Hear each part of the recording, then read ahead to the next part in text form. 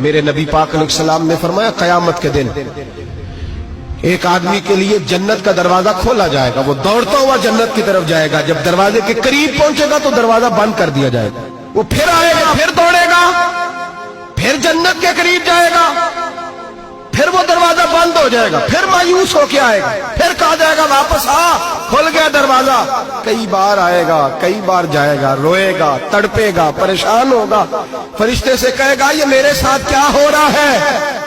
تو وہ فرشتہ کہے گا وہی ہو رہا ہے جو دنیا میں تو اللہ کے بندوں کے ساتھ کرتا تھا، تو لوگوں کے مذاق اڑاتا تھا، بوڑھوں کا مذاق اڑائے، بیماروں کا مذاق اڑائے، غریبوں کا مذاق اڑائے، وہ سمجھدار ہے۔ میرے نبی کریم علیہ الصلوۃ والسلام نے فرمایا رب کریم کے فرشتے کہیں گے تو بندوں کے ساتھ ایسا کرتا تھا، آج تیرے ساتھ ایسا ہوگا۔ اب میرے بھائیوں بہت زیادہ نہیں کرتے لوگ آج مذاق؟ بڑا ظلم نہیں کرتے؟